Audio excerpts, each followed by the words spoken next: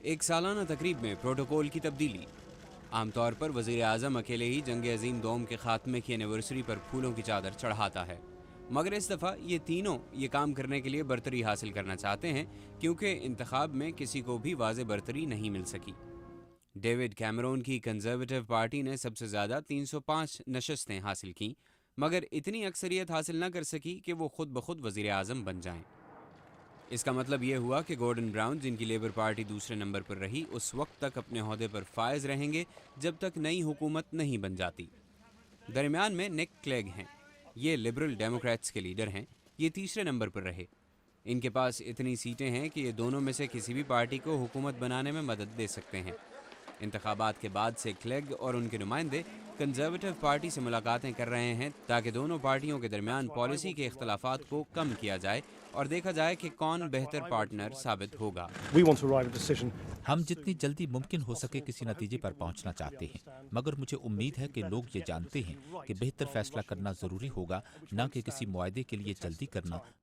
Europe میں تو مخلوط حکومتیں بنتی رہتی ہیں، مگر برطانیہ میں یہ ایک تبدیلی ہوگی۔ مالیاتی اداروں کی توجہ اس پر ہے کہ سیاستدان کیا فیصلہ کرتے ہیں۔ فی الحال مارکیٹس انتظار کر رہی ہیں اور دیکھ رہی ہیں کہ برطانیہ کی سیاسی صورتحال کیا ہوگی۔ معاشی ماہرین کہتے ہیں کہ حکومت کے ڈھانچے سے زیادہ اس کا مستحکم ہونا ضروری ہے۔ ایک چیز جو منڈیوں کو پسند نہیں، وہ ہے عدم استحکام، یہ کہتے ہیں ایک مالیاتی ادارے آئی جی مارکیٹ سے منسلک تجزیہ کار ٹم ہیوز۔